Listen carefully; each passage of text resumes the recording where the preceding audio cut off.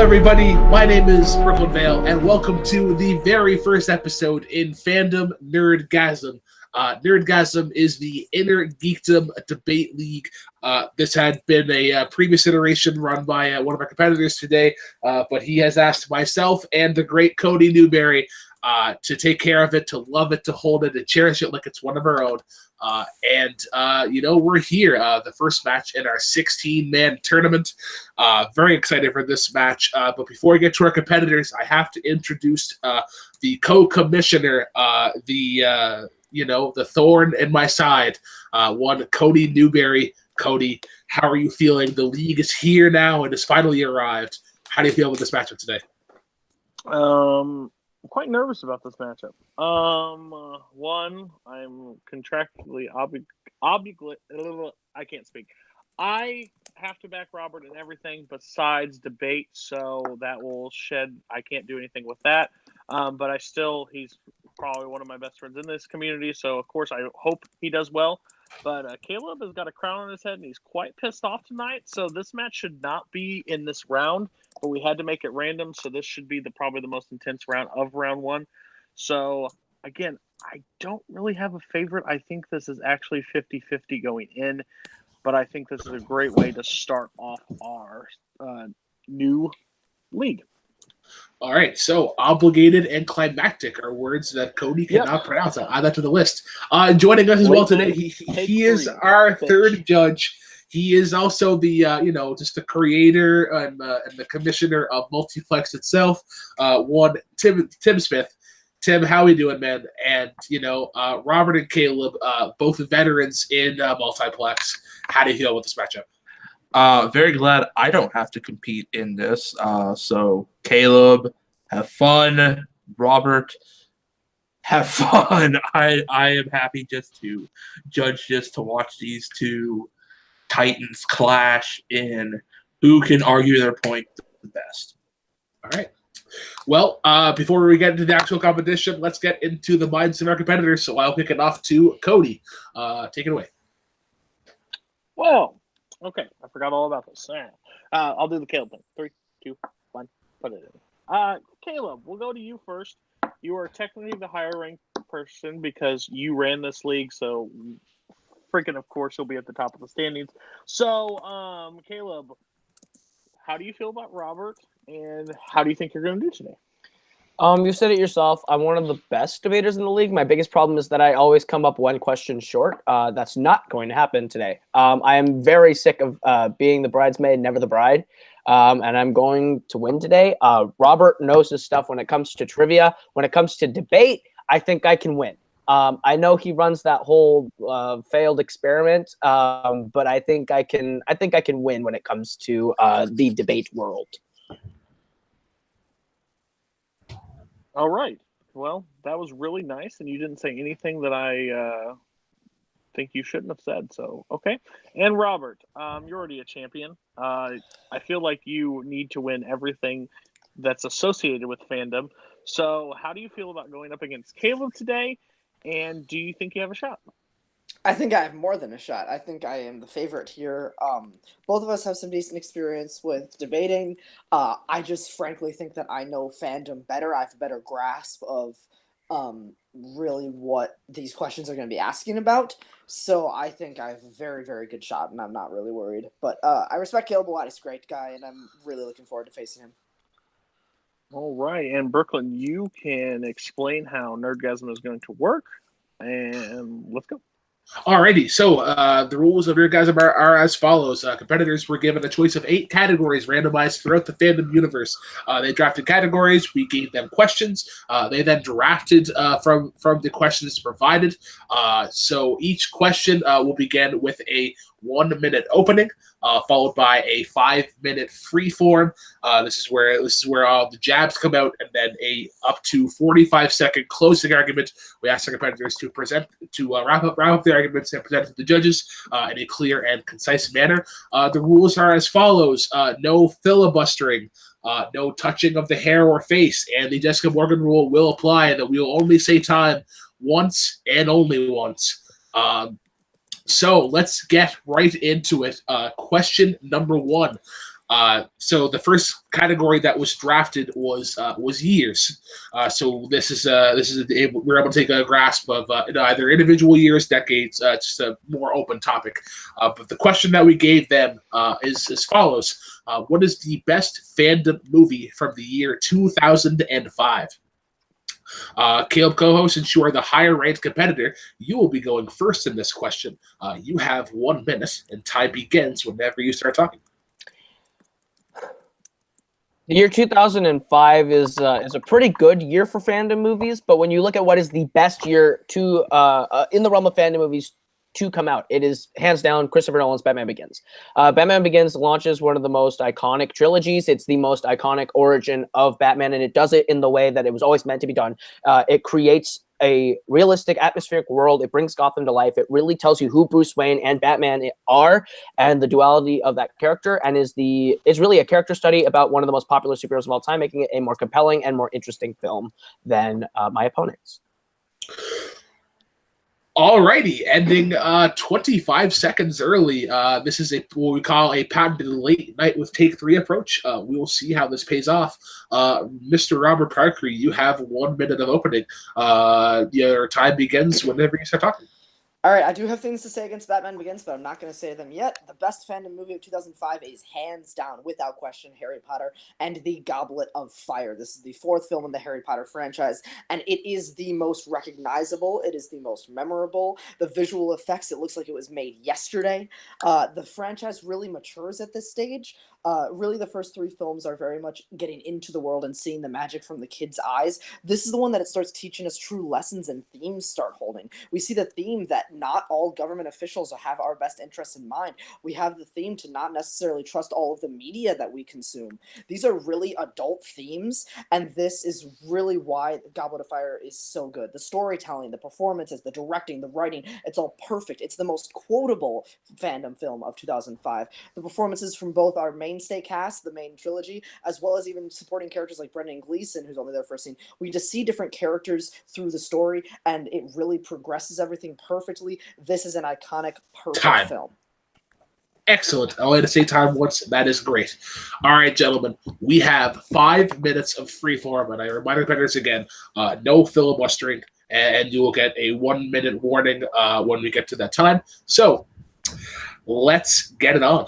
All right, I want to start really quick. No, I'm starting. Okay. Batman Begins Okay. is a mess. Okay. Batman Begins is half of a... Okay.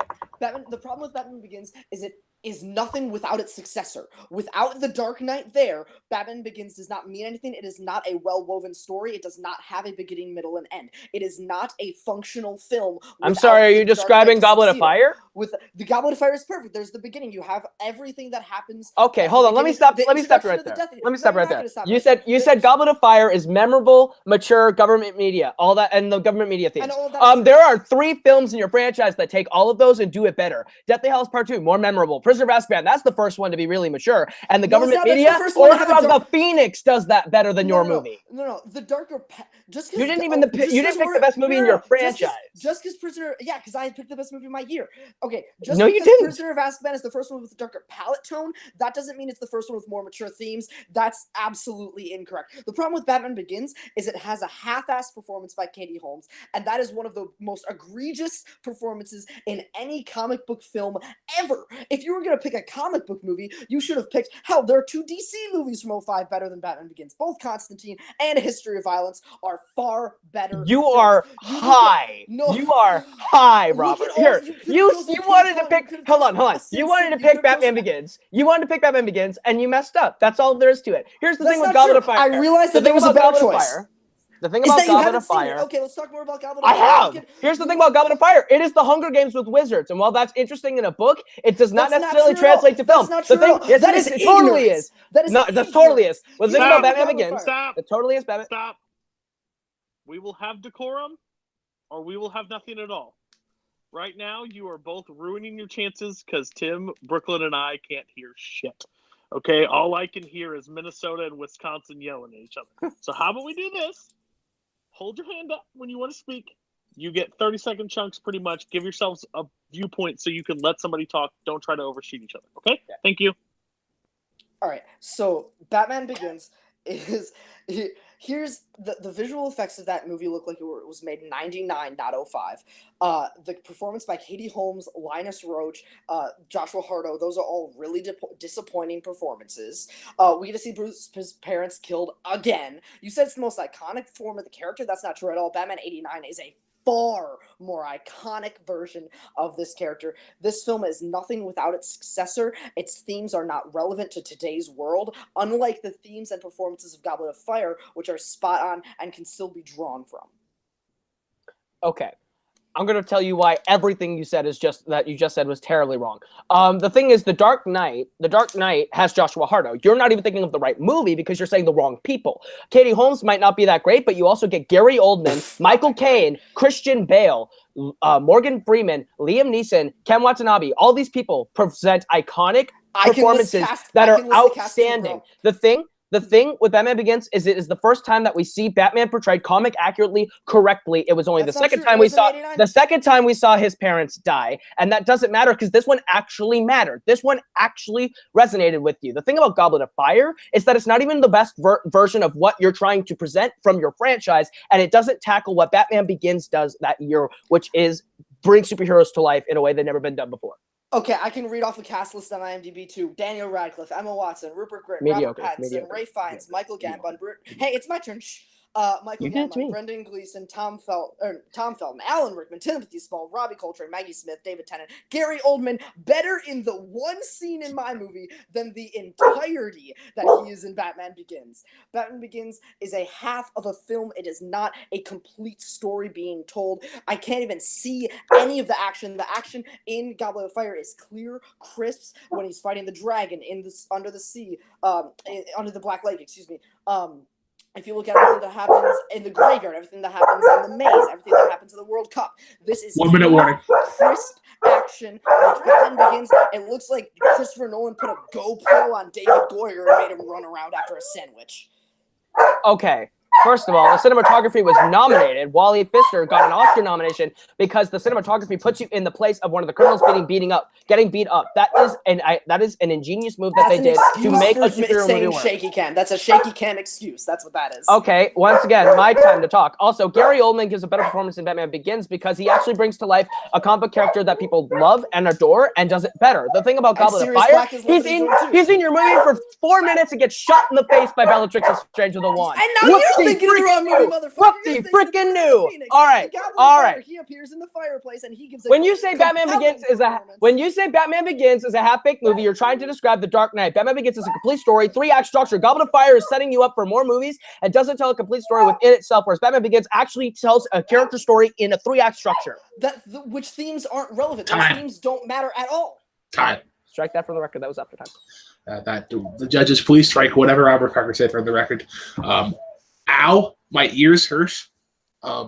This is what what happened to no filibustering? I don't know. You did it too. 1 second. We kept a good eye on filibustering. You know, the balance was there. So 45 seconds. We're going to begin with Robert Parker. You'll begin first. You have 45 seconds. Time begins whenever you're talking. And once again, wrap up your argument into a nice little bow and present it to the judges. Goblet of Fire's performances, themes, and visual effects make it a far better film than Batman Begins. Those 3 things are the 3 things that it does better than Batman Begins. The performances, yes, we both have good actors and actresses in our films, but there is not a single performance you can knock in Goblet of Fire like there is in Batman Begins. The visual effects are compelling, they're great. When you look at all of the action scenes that have visual effects in them, in Batman Begins, it's frantic, it's messy, it has a fake character death in it that just doesn't make sense. And the themes are relevant in Goblet of Fire to today's world. They are not in Batman Begins. Batman Begins is very clearly a setup for a successor that was always meant to be better. Goblet of Fire is not. Time. All right, Mr. Koho, you have 45 seconds. Time begins whenever you start talking. And once again, wrap your argument into a nice little bow and present it to the judges. All right, you want to talk about Batman Begins being an incomplete story for a successor? That is completely false. Goblet of Fire is that. You're describing your own film. Goblet of Fire is meant to only set up Voldemort's comeback and is not compelling. The visual effects, just because it's the first time in a movie where they aren't complete and utter horseshit, is not that great. Cool. It's the first time a dragon looks realistic. Nice. Batman Begins tells a complete story about a broken, damaged character and what happens to a man in a realistic city when he loses everything and wants to help other people in order to help himself. It is a gritty character study with great performances. Gary Oldman actually matters in my movie. You have actual stakes. It's all about the protection of the city and the heart and soul of this one man. Goblet of Fire is just a teenage Hunger Games with wizards that doesn't mean anything. And all it does is it's 2 hours of exposition to get Voldemort in so that you can have 7 better movies later. Time. Okay. All right. This is an interesting one to judge. I'm going to go first. So what I generally got the consensus of is that in Caleb's defense, I think he got lost on the question where a lot of his defense was it's not even the best Harry Potter. And like once again, the question is what is the best fandom movie from 2005? In general, I was more sold on Robert's pitch of Goblet of Fire. I think he expressed more things. Like for me, like for Batman Begins, I didn't really even hear anything about like Scarecrow or like Ra's al Ghul, which are like key elements of the film.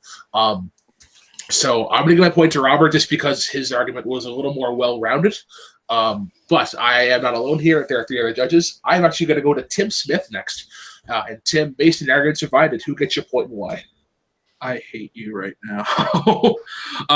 Yeah, this was really, I think, a lot for both of their defenses were going against this, or going with the same of how you said, kind of getting off track of that best movie, and both of them going with why this movie or why their movie is better in all, with Caleb shooting that this is not the best movie. You have 7 other movies when really it's about 4 other movies left to be better, and Robert shooting back with that same of you have 2 other movies better setting up from this one, both of them really going on the same defenses. But I am going to give the point with a slight edge on this to Caleb for bringing up, able to defend some of Robert's points with themes, visuals, styles, what have you. So a very slight, like, you couldn't even put a hair. So I'm going to give it to Caleb by a hair. All right. Well, Mr. Newberry, it comes down to you. Based on the arguments provided, who gets the first point in the Nerdgasm tournament? So if this was a question on what is the best movie that set up the rest of the film, I have to give it to Caleb. But the problem I'm facing, which I think, no offense to both of them, because I have a lot of respect for both of them, I think they did a real shitty job of arguing the actual question. I would have had a better time watching this if they would have actually went with... Now, the reason why I'm siding with Robert on this question is because Robert actually brought other films up of 2005 to actually like weigh up his points. We got basically into which movie is better, which is correct, the correct answer, but there was like no mention of why it made it like a better film of 05. So it was a very tough like stuff. So I have to side with Robert on that. Alrighty. Well, Robert gets the first point in the new Nerdgasm 16-man tournament. I love you, Batman Begins. I'm sorry. Guys, so with that, let us move on to question number 2. Pixar was the next category that was selected, and we had a doozy of a time picking a question for this category. But the one that we ended up picking was what was the best lead performance in a Pixar movie post 2005? These guys are both Pixar enthusiasts, especially of the modern times. So actually, Robert, you will be going first this time. You have 1 minute. Time begins whenever you start talking. Picture the first 10 minutes of Up. This is heartbreaking, emotionally wrenching, and beautiful, perfect cinema. This is perfection in its finest. This is perfect filmmaking. In Up, Ed Asner voices Carl Fredricksen. Every word, every sigh, every sound made by Ed Asner in this film makes your heart feel the pain that those first 10 minutes made you feel. It also makes your heart feel the love and the dedication and the sense of adventure that he had for Ellie, his wife. So their relationship wasn't perfect, but it was perfect for them. And every single word that Ed says in this movie brings you back to that first 10 minutes and envelops you in the story even more. There is not a single thing of his performance that brings you out of the movie. It's the most engaging performance in any Pixar movie ever. Ed Asner is perfect. His relationship with Russell is perfect. It's got humor, it's got lightheartedness, but it's also got true emotional pain, which is perfect and brings you back to the first 10 minutes. Cool. Mr. Koho, you have 1 minute for your opening arguments. Time begins whenever you start talking. All right, the correct answer is Benjamin Burt, who plays Wally in the film Wall-E. Now, I picked Wall-E because this is a character that doesn't have to say a lot of words in order for you to feel exactly what he's feeling and to resonate and care about this character. He makes a lot of noises. He's a robot. That's what he does. The thing with Wall-E is you know exactly what he's feeling. You know exactly how he feels for Eva, why he feels that way for Eva, and it's only in the words of how he says Eva. And Ben Burt brings that in a way that no one else could. No one else could deliver the lines of Wall-E the way that Wall-E does, because Ben Burt is iconic for doing voices that are minimalistic, that give you more than you need to, that gives you everything you need to know without force feeding it to you, without having to do too much. The thing about Ed Asner, I will talk about in the rebuttal period, but with Ben Burt, he delivers such a beautiful performance in the character that is supposed to be heartless. It's a robot, and he makes you feel exactly everything that you feel for this robot, for his love, his emotion, and everything, and it all comes in just a couple of words that he says throughout the film. Time. All right. Efficient use of the 1 minute. All right, guys, we go into 5-minute freeform, and I will reiterate the points brought up by Mr. Cody Newberry. Keep it to, keep it balanced, keep it back and forth. I don't want to hear just blurting and yelling and just try to go over top of each other. Give a time for good back and forth. So 5 minutes. Let's get it on. Okay, I'm gonna go ahead and start by saying that you said the first 10 minutes are great. You're correct. Ed Asner is not in the first 10 minutes. That is completely animated. There's no vocal performance, and the first 10 minutes is the best part of the movie. The rest of the movie is terrible, is atrocious, and his performance throughout it is just the typical grumpy old man that you see. Carl had to literally fridge Ellie in order for that character to have any importance to the story. That's not true at all. Also, I'm not talking about the quality of the film. I'm talking about the quality of the performance. I agree that after the first 10 minutes, the film is substandard, but the vocal performance brings you back to the perfection that is in the first 10 minutes. I'm not talking about his vocal performance at that beginning. I'm talking about his vocal performance that shines that first part through the rest of the film. If you want to talk about emotional connection to a character, the animators made you care about Wally and his love, not the vocal performance. You said anybody else could perform it. Bill Hader did BB-8 better than your voice actor did Wally. The lack of words detriment your character so much, and it could be so much more expressive, but your performance is nothing. It's the animators.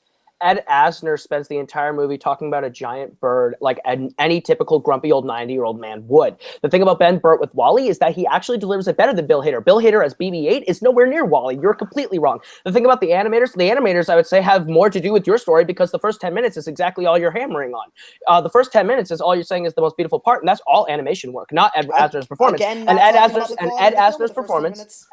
Asner's performance throughout the film is a standard, subpar, grumpy old man. That it's all the writing and it's all the first 10 minutes, and we're just sitting here talking about 10 minutes throughout the film because of Ed Asner's performance. Ed Asner's performance doesn't do much. Well, Ben Burt makes you feel for the character in 4 lines of dialogue that Bill Hader couldn't do and no one else could do.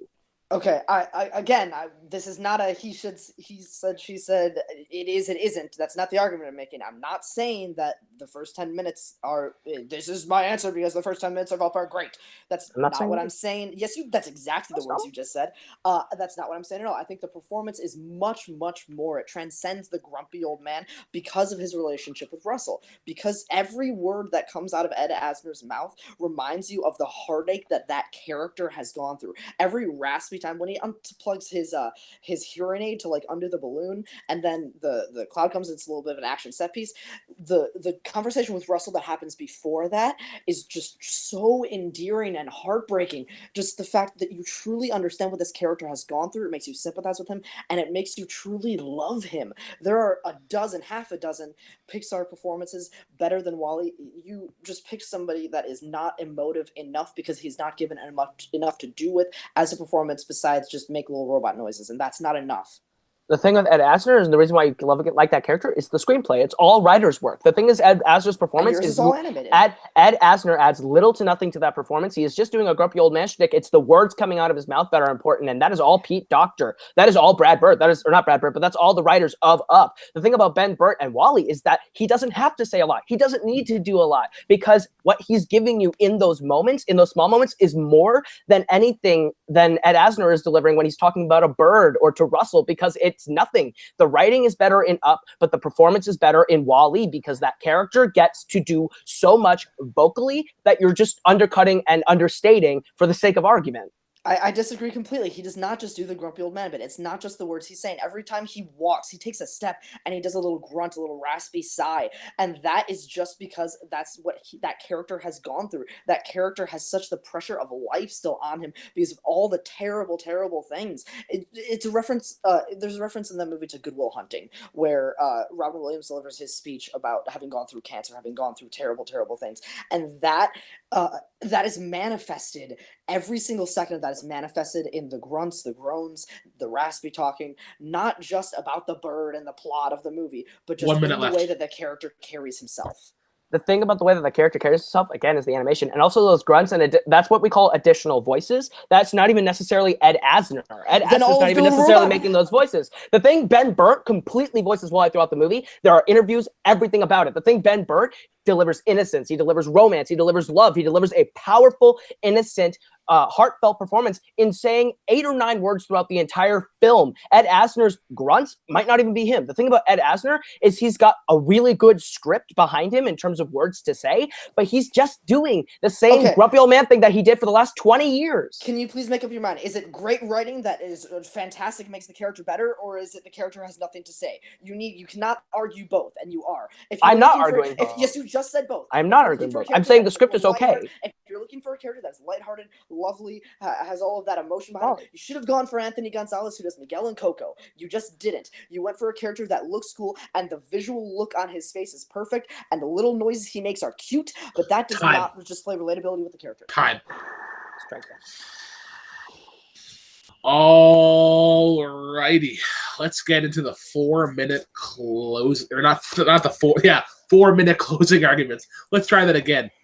3, 2, 1. All right, guys. Debates are intense and close. Let us now get into the 45-second arguments, the closing arguments. Koho, you will be going first. You have 45 seconds. Once again, wrap up your arguments into a nice little Star Trek box set and present them to Timothy Smith.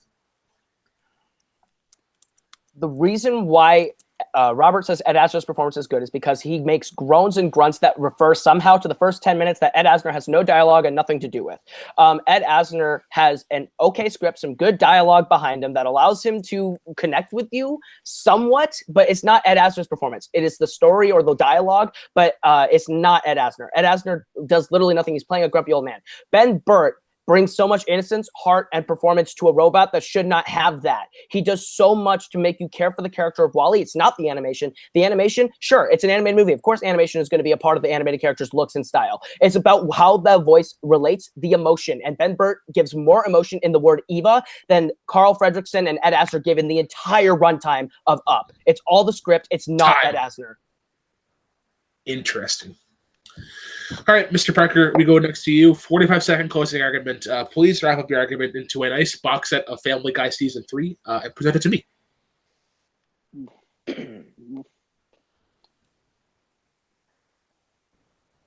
Just because Ed Asner doesn't have dialogue in the first 10 minutes doesn't mean that he can't relate his performance to the emotion that happens in those scenes. When he is looking at Russell and talking to him with affection and endearment, like he is towards the end of the film, it's like he's talking to Ellie. And you see that through the words he said. It's not just grunts and groans. It's not just the script. You've said like 50 million things that all conflict with each other, and I don't know what you were going for this argument. I think you were going for the less is more, but that just doesn't make sense when you can have more to display more. More is also more. In this case, the performance of Ed Asner is more. It's perfect. It is endearing. It is lovely, and it makes you feel emotion.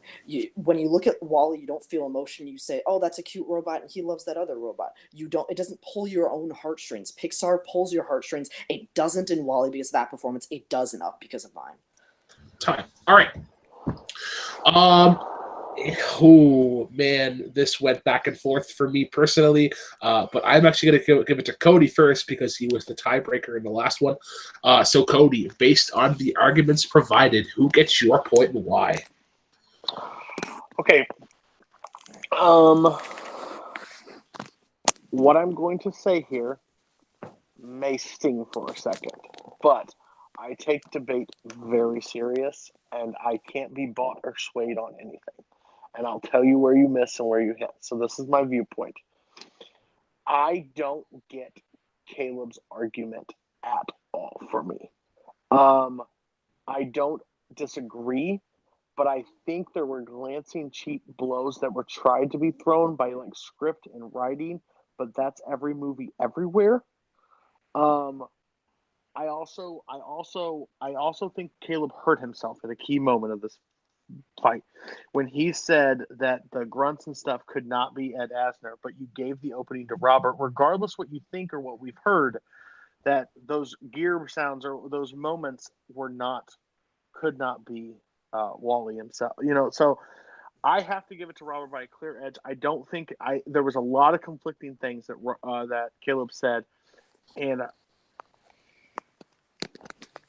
I also think the Coco takedown was super strong. That was my opinion. I have to go with Robert on this one. All right, so I'm going to go to Tim next. Based on the arguments provided, who gets your point and why? Very back and forth with them both going on that performance with Wall-E as a character with not that many lines from the vocal performance to really bring that character to life, and Robert shooting with that can also be the animation, the story, and everything like that to help with that. With Robert's, it has more of a character, more of a vocal character behind it, but that alone doesn't always make it the best performance on that part. It was really hard back and forth, but Robert at the end bringing in that Coco remark, kind of slapping that back at Kaleb, kind of really edged it out at the end for me. So Robert would get the point right at the end there with that Coco backhand. Alrighty. So Robert does get the second point. I actually would have, not a word of lie, I would have given my point to Kaleb. The whole writing thing is whatever. You can apply like Cody said, you can apply that to whatever.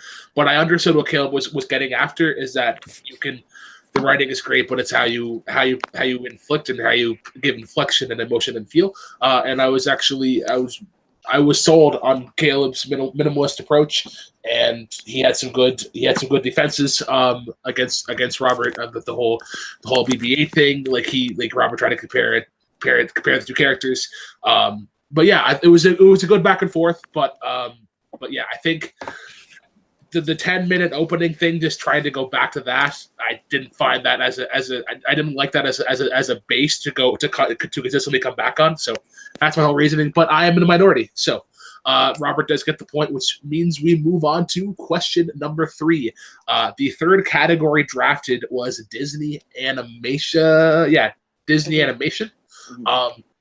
And the question that we picked, we went back to some of my background in music, and that question was: other than anything from Song of the South, what is the worst Disney song? Because if we went with, we could have. I actually kind yeah. of like Mr. Bluebird, that song.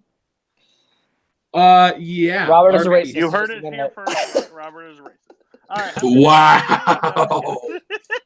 You got me. No, I'll tell you. I actually like that song too, but it's in the film, so Like manager, like client. we gel pretty well. Just let me... Clearly. Arkham Knights or KKK? I don't know. Spot the difference. No, I'm kidding. I'm kidding. Wow. I saw the shot. I had to take it. No, I always- respect that. Real, here we come. No, Caleb, I respect the balls for taking that. I respect that, man. And the channel is canceled. Thanks a lot, guys. This All is fun. All right, guys. So the question, once again, is as follows: what is the worst Disney song that isn't from Songs of the South? Caleb, Koho, you are going to be going first in this argument. You have 45 seconds, and I will remind you, you are currently down by 2, so this is a make or break point. All right. So in the 1950s, there's a movie that Peter Pan came out, and when you look at the film in its entirety, it's a fun swashbuckling adventure that completely gets halted to a stop when, after saving the character of Tiger Lily, we go to a Native American camp and sing around a campfire, singing a song called "What Makes the Red Man Red." It is completely unnecessary to the plot of the film and is completely offensive. It really does not hold up.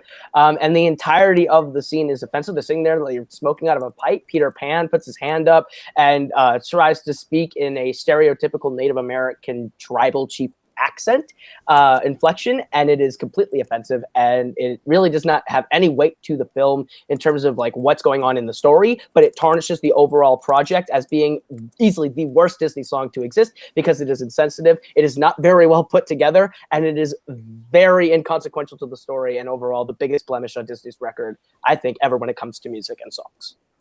Time. I do apologize. I put up 10 seconds at the 35-second mark. I forgot that we were in opening, not closing mode. All right. So now we go into Robert Parker. We now get a 1-minute opening. Time begins whenever you start talking. When you look at songs within films, you have to analyze 3 aspects. The music itself, like objectively, is it a good song?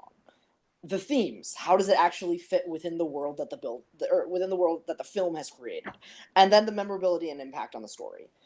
When you look at this, clearly the worst Disney song is Lack of Education from Fox and the Hound. Now, Fox and the Hound and Peter Pan, both really good movies.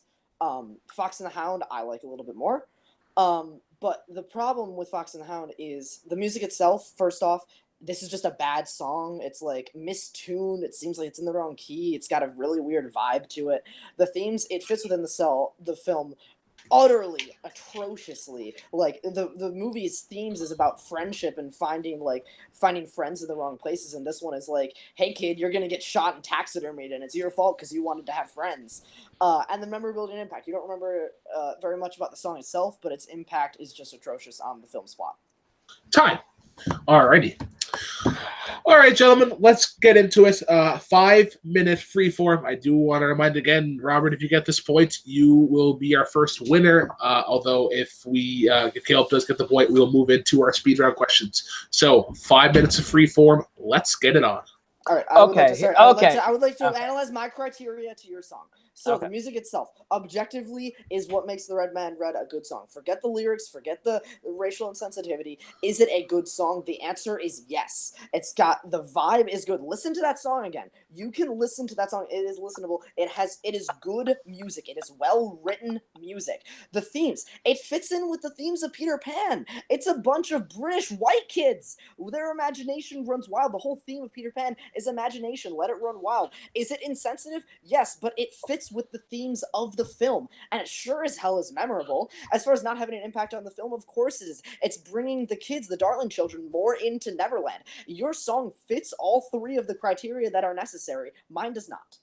Okay, but here's the thing. Does it actually fit? Hell freaking no. There's no reason this scene needs to exist. There's no reason this song needs to exist. Just, it is insensitive. Insensitivity cannot be dropped or forgotten, Robert. It is not, like, since it's not nice. It's not a song that is okay to an entire race of people. You're alienating an entire race of people and saying because the main characters are white, that's okay. You're trying to excuse it, and it's a racist song. Here, wait, let me finish. Lack of education actually does fit tonally and thematically into your song because Big Mama is trying to warn Todd that he's hanging out at a place where he's going to die.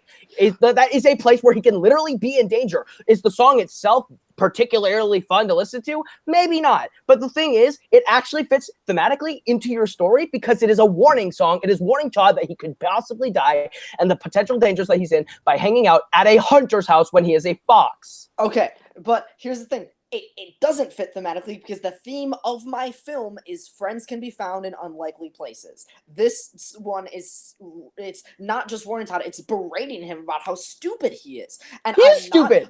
Excuse me, I am not excusing racism or insensitivity at all. I am just saying thematically it fits with the themes of your film. That's not an excuse for the content, that is an excuse for the song having a place in the movie. And it's bonding time between the Lost Boys and the Darling Children. It's bonding time between the Darling Children and Peter Pan. It brings them into the world of Neverland. Is it an inexcusably racist song? Yes. Does it fit in that movie that Peter Pan creates? Yes, it does. Lack of education does not. Lack of education is all about making sure that Todd doesn't get shot by the hunter. It completely fits into the story. It makes sense. It is what all the parents are thinking throughout the film. Does it kind of contradict maybe what your theme is? I don't know, but all I know is that it does fit in the context of the story. With what makes the Red Man red, it is completely not a fit. The thing is you can say that they're bonding together. They're really not. Everyone is uncomfortable in the scene. Everyone is uncomfortable when the song is being sung. They're not bonding. They're sitting in the corner smoking a bowl and not knowing what the hell, and not knowing what's going on. They're not happy in the scene. You are trying to make a thin argument about thematics when it does not belong there. That song does not have any place in the film. That scene does not have any place in the film. It doesn't do anything. They are, after saving Tiger Lily, sitting around and making fun of an entire race of people, and it is completely inappropriate, and the content of the song is enough on its own to discredit thematics or whatever loose fan theories you have about the film, whereas lack of education actually does have some place in your story because it's making sure that Todd doesn't get shot in the face by a hunter. Okay, but then why didn't Todd get shot in the face by the hunter when he went back to Copper's house? If this song actually belonged in my movie, something would have come of it from the plot. If then he would have gone back and he actually would have been in danger, and they wouldn't have ended up as friends at the end of the film if this song actually mattered. It doesn't, and therefore all it does is serve to pad the runtime, and it's not even good music. The music itself of What Makes the Red Man Red is good. They're not uncomfortable in that scene. They're engaged with the tribal people. It fits in with the themes of your movie. If you're saying your song doesn't belong in the movie, then the characters of Tiger Lily, they don't belong in the movie either, which that changes the plot of your movie significantly. So you take the song out of my movie, nothing changes. Not a single thing about my movie changes. You take the song out of your movie, you genuinely have a different plotted film. Okay, that is completely false. You cut this scene out of the movie, Tiger Lily is still saved, and we move on to the next scene, and they're sitting in the bunker wanting their mom. Nothing is missing from the actual runtime of the film. What happens with yours is that we miss the actual stakes of him hanging out with that friend. That friend could get him killed. Does it get him killed? Maybe not, but the stakes do not go away. The thing is, that is a legitimate credible threat that could potentially happen when you're playing it with fire in the wrong place. And the stakes are there whether the song's there or not. The stakes are whether the song's there or not. Yep, sorry. Once again, please strike anything taken off the record here. Yeah. All right, let's get into the closing arguments. Mr. Robert Parker, you'll be going first in this. You have 49 seconds. Once again, close up your arguments and present it to the judges in a nice, concise manner. The stakes of this movie are there whether the song is there or not. This does not set up the stakes whatsoever. If you were saying the parents were thinking it already, you don't need a song to bash them over the head with it. If you look at the 3 criteria, the music itself, this song is not a good song. What makes the Red Man Red is a listenable song. The music itself objectively is good. The themes, it fits within the movie. What makes the Red Man Red is about imagination of some British white kids.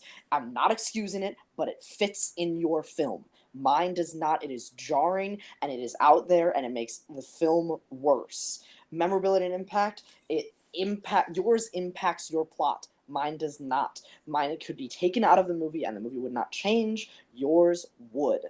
That's all I got. All right. We now go to Mr. Koho. This could potentially be your last 45 seconds, so make them count. Time begins whenever you start talking. My scene and my song do not fit in my story thematically. It actually halts the story, halts the film, and we spend time with a bunch of characters that ultimately serve no real importance to the story. Tiger Lily is still ultimately saved, and if we jump to the next scene, he's with the darling children and they're having that bonding moment. They don't need this song or this scene in there. The thing is, this song shows that Big Mama cares about Todd and is just looking out for him. It helps raise the stakes. It helps show the importance of, hey, there's actual danger of where you're going and what you're doing. The musicality, whatever it is, it does not necessarily matter. The thing is, spoken word is still a music. Spoken word is still music, so you can't really bash it for that entire genre, and it was experimental by doing that. But also, when it comes to the overall thing of the story, it does have weight. It shows the stakes and danger of your character hanging out where he is, whereas with my song, it does nothing. Imagination of British white kids? Not really. It's about a bunch of people making fun of a bunch of race that does not matter. Man. Alrighty. This is gonna be interesting. I'm still sort of stuck as to who I'm gonna pick, so I'm gonna go to Tim first. Tim, based on the arguments provided, who gets your point and why? Oh, no, you're not the only one stuck. No, let's go to Tim first. Fucker. All right. With both of them really brought up, really came out swinging from the fences here, both coming out. I like how Robert broke down the themes to really give you to look at, but I really think that kind of hurt his argument because of both of the arguments. I think really Kaleb gave it to. It really does give the importance and impact for the themes of Fox and the Hound with Robert's song, with Kaleb's. It really, if you look at it, it really doesn't. You can really just not have that, and you still have Tiger Lily saved, and you can still just continue on and be just fine. So I would give my point to Kaleb on this one. Okay. I am going to go next, and I am actually as well going to give my point to Kaleb. I was told more on how Kaleb's song is essentially a detour, and like the racial aspects of it aside, I think that's not the main point to bring up here. It was just sort of like I got more of an argument as to why his didn't fit, and he really sold me on the closing, where it's more so could it be a more harsher song? Yes, but it is more important to the theme and as to where the motivation of the character itself. So I'll give my point to Kaleb, which means that we will be going into speed round. But Cody, based on the arguments provided, who would you have swayed with and why? Well, if you're a racist in 2018, it's bam, elimination, lack of education. Okay. Besides note, if I was to rewrite this question, I would say please pick a worse song that doesn't involve race, because it always puts everybody into a tight spot of like. Yeah, I'm not defending. I want to make that clear. No, I'm not defending racism. Exactly. It's kind of like when you argue Schindler's List and somebody says, "Well, if you don't like that, then you hate the Holocaust or you don't believe it happened." Like that's just rough all around. I just feel like it was an uphill battle for Robert. I think if you pick like Savages from Pocahontas, he has a shot. But yeah, racist, it's just tough. And I actually like elimination, lack of education. I guess I grew up with the movie, but I have to give Kaleb the point on this one. I thought it was pretty clear, and it was kind of an uphill battle. And you gave Kaleb Koho the race card throw out in this movie, and he can drive that point harder than any person ever because he'll make you feel like a terrible person. So Al Sharpton, who? So the rules of speed round are as such. If I hear the competitor first, they'll be going first. There will be a 45-second opening followed by a 30-second rebuttal. Once again, the competitors are aware of the categories the question will be coming from, but they are not aware of the questions themselves. Only myself and Cody will know. So let us get right into speed round question number 1. And I do reiterate that Robert is ahead 2-1, and this is game point number 2. So your question in the category of Disney live action is: which is the worst Disney live action film? Tomorrowland or John Carter? Tomorrowland. I said it first. I heard Caleb first on No Tomorrowland, way. but judges, back me up here. Which one do you? I heard Caleb first, but I could be in a I'll minority. take John Carter. I'll take John Carter. Yeah, I'm not arguing. I'll take Caleb it. first. Yes. Yeah, I heard Caleb. All right, so Tomorrowland versus John Carter. Once again, you are arguing what is the worst Disney live action film. Caleb, you have 45 seconds. Time begins whenever you start talking. Look, what we have is a battle of Pixar directors coming into live action and it has this really interesting take that they can make something really fun and imaginative. Who did it better? Andrew Stanton. Because the thing is, Brad Bird tried to adapt a theme park attraction into a film. Whenever we see that try to happen, it doesn't really work well. The only successful one, we've seen Haunted Mansion, terrible. The only really successful one we've kind of seen is Pirates of the Caribbean, and the entire film is about George Clooney as a failed, sad inventor, and we don't really know his relationship to this kid, and we don't really understand all this weird sci-fi stuff. Nothing really happens throughout the entire second act, and then there's an inexplicable rocket launch in the third act. This movie makes no sense. There's nothing important that happens in this movie. There's no real story. There's just some really cool visual things with a pin, whereas John Carter actually has a lot of fun story to go about a civil war on Mars with Taylor Kitsch. Time. All right. Excellent opening argument there. Mr. Parker, you have 45 seconds for your opening. Once again, you are arguing for John Carter being the worst Disney live action movie. Time begins whenever you're talking. John Carter takes an absolutely brilliant sci-fi source material called a book called The Princess of Mars. This book I've actually read multiple times. I really enjoy this book, and it tears it to shreds. The book has extremely complex themes about regret, about loss, about self-identity. The movie explores none of that. The movie is like blah, visual effects and battles and cool stuff. Taylor Kitsch, look, and all of that is frantic. It's a mess. It is a destruction of treasured source material. Tomorrowland actually does a good job. It has good performances that John Carter does not. Britt Roberts and George Clooney both do really well in that performance. The ambition behind Tomorrowland is much more than the ambition behind John Carter. They were trying to reach the book, and it didn't hit it. Tomorrowland actually did a really good job of reaching its ambition, and the score for Tomorrowland is significantly better than Michael Jackson. Time. All right. We now go into the rebuttal round. 30 seconds. Caleb Koho. Time begins whenever you're talking. If we're arguing best score, sure, then I win with best score, but we're not arguing that. We're arguing about the worst movie. The thing is, George Clooney does not give a good performance. The thing with John Carter is it's actually kind of fun. It's a fun summer kind of blockbuster film. Willem Dafoe gives a good performance. Taylor Kitsch gives the best performance he's probably given of his career. John Carter is actually quite fun. Sure, it might be a little bit frantic, but it's actually viewable, and it's kind of fun, and I understand what's going on. Tomorrowland is a boring trash heap that is terribly put together. I have no idea what's going on. There's nothing cool about it. There's some cool visual pin stuff, but overall, it is a disappointing mess. John Carter is actually pretty fun. Time. All right. Mr. Parker, 30 seconds for a rebuttal round. Time begins whenever you start talking.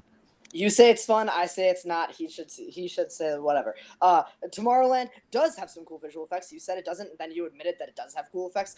Score is part of a movie, obviously. Tomorrowland has some really engaging visuals and really engaging things to say. The themes of Tomorrowland are relevant today. About technology, about what we are as a society. That's engaging. George Clooney does have a good performance. There's good stuff in the real world with Tomorrowland that you can connect with. There's really, really high ambition with the visuals, high ambition with the story. None of that is present in John Carter. It's like Time. puke. Okay. Interesting speed round arguments there. I am going to go first, and then I will pass it off to my judges. Robert it's probably the most effective use of a step back where he mentioned the score thing in the opening arguments, and then Kaleb wasted almost 30% of his speed round time. He wasted about 9 seconds going back to the whole score aspect. So I'm actually going to give my point to Robert. He really got it for me in the closing round where his film was more approachable with modern society, and then in the first. In the opening round, how John Carter is just super complex. The adaptation, I think, aside, I thought it was a great presentation of an argument. But I'm not alone. We'll go to Mr. Newberry, based on arguments divided. Who gets your point? Why?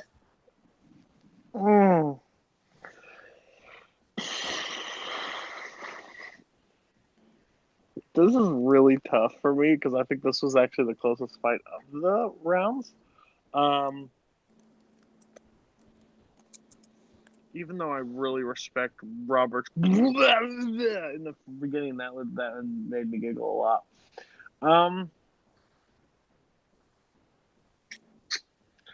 I'm gonna go Kaleb, and it's by the slightest margin. I think he mentioned a lot. I think it was a lot of people. These two are really good fighters where they mention a lot of the same points.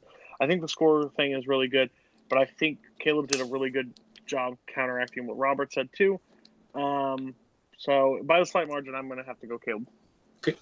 All right. So, Mr. Smith, it comes down to you. Do we go into our next question, or do we declare Robert a winner based on the arguments provided? All right. Coming right out of it, Kaleb really did a good job breaking down just for the movie itself of Tomorrowland being worse than John Carter. And Robert, I kind of think bringing the book in with someone who never knew it was based on a book kind of lost me a little bit with it, but I can understand it. I would say by the slightest of margins, I'd give it to Kaleb. Even though Robert at the end played a few good points, I still think Kaleb had at least one more over him, so I would give it to Kaleb for the point. As a debater, I respect Robert's opinion so much of saying, you know what? I'll go John Carter. And I agree. I'm not saying it was super close. It was super close. Super close for me. All right, guys. So that means that we move into the last question. Very, very, very cool that our first match of the new Neargasm tournament comes down to the final question. The category that was drafted was, of course, Star Wars. And I will go to my fellow co-commissioner, Cody Newberry, to present this question. And once again, if I hear you first, if we hear you first, you'll be going first. Yes, I was quite fond of this because I think there is a ton of options in this. So the question is Star Wars. First one, say it, you get it. Who was the best pilot in Star Wars? Han Solo. Poe Dameron. All righty, Han Solo versus Poe Dameron. I heard Kaleb Koho first with Han Solo. Does anybody else disagree with that? No, Kaleb definitely goes first. Perfect. So Han Solo, 45 seconds. Time begins whenever you're talking. And then once again, the question is, what character was the best pilot?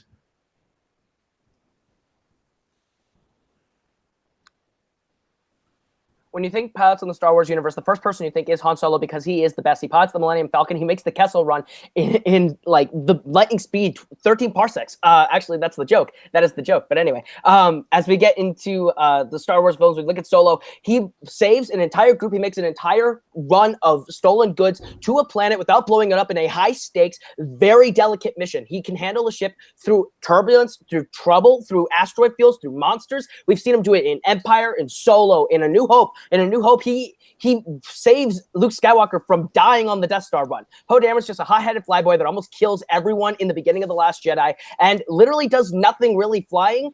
He's part of that like Death Star ripoff in Force Awakens, but he doesn't really do anything. He's not as interesting. Han Solo's the better pilot all Time. Robert Parker, 45 seconds. Opening argument. Let's go. We're not talking about who you think about first. Han Solo does all that stuff, but he always has help. He had about 8 people helping him in Solo, including a sexual robot.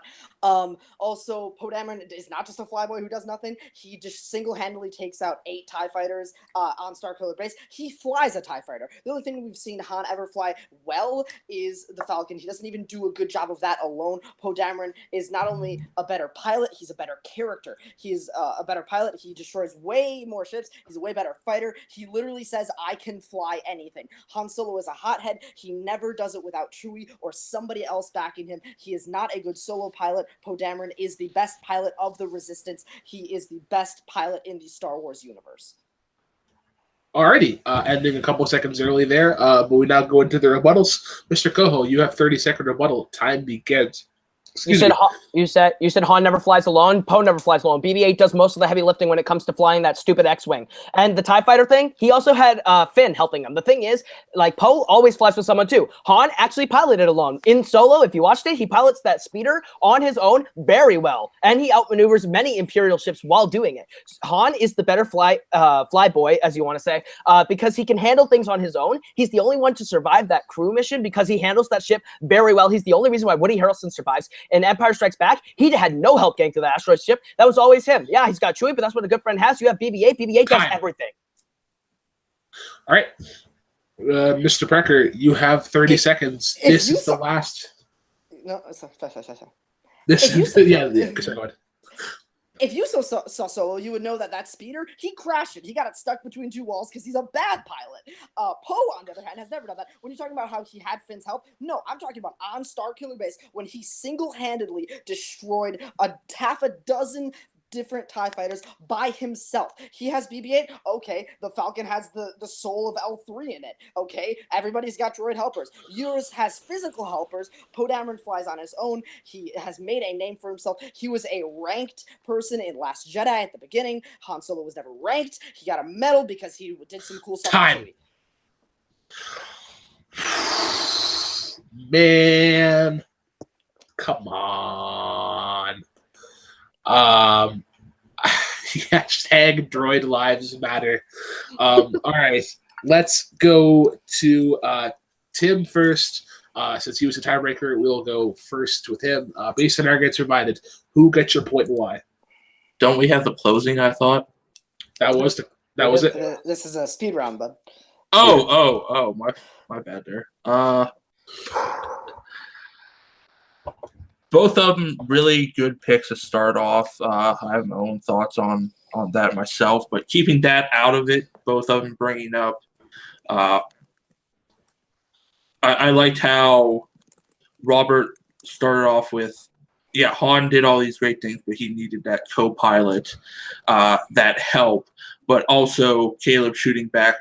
Yeah, well, Poe also had Finn, BB-8, a couple cool moments of destroying all those ships on Starkiller Base, which kind of won it on the slimmest of margins for me. But if Kaleb was able to shoot back going, well, he did have his fighter squad with him to really help him, that could have evened it out, make this really hard. I give it by Robert by a slim margin.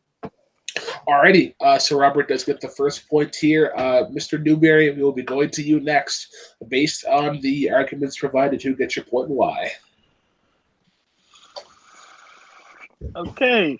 Well, I actually thought Tim was going in a different direction, so I didn't want to be the one to rule down on this, but I have to give it to Robert.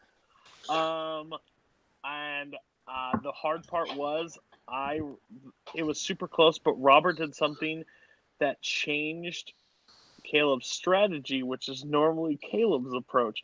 He had to defend a bunch of Han Solo stuff instead of attack Poe Dameron. He did attack the BB-8 things, but I think Robert just laid in constant blows, and I hate to do this, but Robert wins. Which means that your winner and advancing to the next round, and is the Hobbit Robert Parker. What a doozy of a match for our very first Nerdgasm game.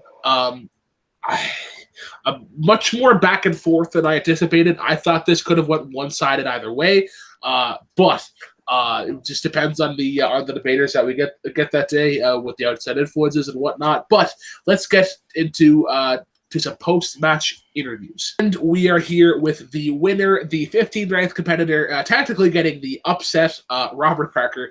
Robert, how do you feel about your performance today? I feel like I did good. I feel like my prep helped me a lot in the main rounds. I was able to really formulate. I mean, as soon as in the chat, Kaleb said he was going to do what makes the red man red. I knew I was going to lose that one. Like that wasn't even close. But for the first two, I think I really structured my arguments in a really good way, and I think that helped me. Like I don't prep by like watching movies or looking up trivia or anything like that. I prep by how I'm going to structure my argument, and I think that helped a lot in the first two. I thought I killed it on that John Connor one, or John Connor. I'm stupid. John Carter. We're not talking Terminator. But also like it hurts that I also yelled Tomorrowland at the same time. Because those two speedruns were incredibly tight, and I think I'm proud of bringing up the solo poll that I did about him crashing the thing, and I think I did well. Caleb's a great guy. He's a great competitor. He's obviously the creator of Nerdgasm, so I mean it was very intimidating going up against him. He's a good friend. I have a lot of respect for him, and I'm sad to see it go out like this, but I wouldn't have it any other way, going down to the last 30 seconds or whatever it was. All right, so Robert, my next question for you is that your next opponent is either the Calm Cool Collective, or Malcolm Lay, or the very loud, very blunt Dominic Rizzi. How do you feel about either of those opponents in this Nerdgasm format? I would feel really confident against both of them, actually. I've debated Malcolm before over Movie Battleground, and that didn't go too well for him. But also, he and I have a lot of the similar strengths in fandom, so I think that could be a good debate. And Dom is loud and boisterous, but I also feel like he repeats himself a lot. And as a debater, I don't think he's very good at structuring arguments. I don't think he's good at arguing things that he doesn't believe. There were twice or three times today when I argued something I disagree with. But I don't think he's good at that. I think he gives up. I think people get in his head. His statements I would make could get in his head. So I'm confident against both of those people. I think I can move on pretty easily. All right. Well, congratulations, and we will see you in the next round. It is now, unfortunately, I got to go to Kaleb Koho. Kaleb, you created this league. You were ranked the number 2 seed just based on the wheel. You drew Robert Parker, who is technically 15th seed, but nowhere near. That number means absolutely nothing. How do you feel about your performance today in the close game? The fact that I kept it close under the circumstances that I was playing, I'm proud of myself for. A few behind-the-scenes things. One, didn't know this was today. 2, did not prep. 3, I have a lot of personal stuff going on in my life right now that hindered me from really caring about playing this. But I knew that I was playing Robert, so I wanted to give him as much of a fight as I can because Robert is great. Robert is the best that has ever existed in any of our fan communities, and I have no problem losing to him, especially taking him to 5 rounds. I think that was good enough for me today. I'll be back. I just kind of need a break, so yeah, I'm fine. Yeah. Alrighty. So with that being said, let us go back to the desk of Tim and Cody. Well, you guys heard it here first. Robert not really being scared of who was next in his way, whether it be Dominic or Malcolm, and then Kaleb. It's unfortunate to hear of the outside influences that can affect any of us at any given time. But it's good to see that he's happy with his performance and to go the full 5 rounds. Cody, I'll go to you next as the co-commissioner of Nerdgasm. How do you feel this first match of the tournament went? This first match was a title match, so that was fun. These two should have been at the end. Let's be real; they are 2 of the strongest hitting people.